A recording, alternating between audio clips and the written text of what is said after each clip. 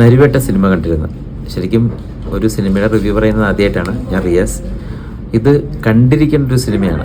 പ്രത്യേകിച്ച് ഇന്നത്തെ രാഷ്ട്രീയ സാഹചര്യത്തിൽ നമ്മളെല്ലാവരും ഈ സിനിമ കണ്ടേ പറ്റുള്ളൂ. ഈ സിനിമ കണ്ടപ്പോൾ തോന്നിയതേ ശരിക്കും വർഷങ്ങൾക്ക് മുമ്പ് ഒരു സംഭവം കേരളത്തിൽ നടന്നിട്ടുണ്ടായിരുന്നു. അതേ പാറ്റേണിൽ തന്നെയാണെന്നാണ് എനിക്ക് തോന്നുന്നത്. സിനിമ എടുത്തിരിക്കുന്നത് അങ്ങനെ തന്നെയാണ്.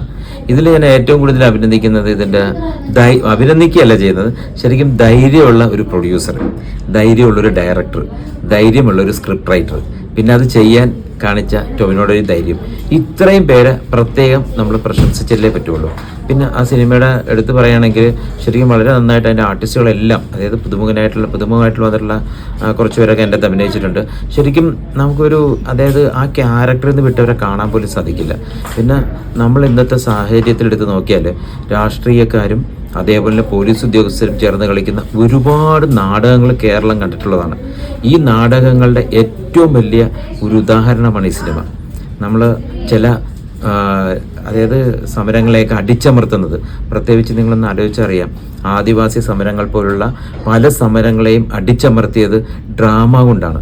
ഇതിൻ്റെ ഏറ്റവും വലിയ പ്രശ്നം എന്താണെന്ന് വെച്ചാൽ, ഇതിൽ ഞാൻ മനസ്സിലാക്കിയത് നടന്ന പോലത്തെ സംഭവങ്ങളായതുകൊണ്ടാണ് ഇത്തരം പറയുന്നത്. പോലീസുകാർ അവരുടെ കൂട്ടത്തിൽ നിന്നൊരാളെ ചാവേറായിട്ട് കൊടുത്തിട്ട് ചെയ്യുന്ന രംഗം നമ്മൾ കണ്ടതാണ്. ഇത് ശരിക്കും കേരളത്തിൽ പല സ്ഥലത്തും നടന്നിട്ടുള്ള സംഭവമാണ്. അതുകൊണ്ട് നമ്മളെല്ലാവരും സിനിമ കാണണം. എന്താണ് ഇവരുടെയൊക്കെ ഡ്രാമകൾ, ഇവരൊക്കെ ഉണ്ടാക്കി വെച്ചിരിക്കുന്ന ചില ചിരക്കഥകളിൽ നടക്കുന്ന പ്രശ്നങ്ങൾ എന്താണെന്ന് നമ്മൾ ജനങ്ങൾ മനസ്സിലാക്കണം.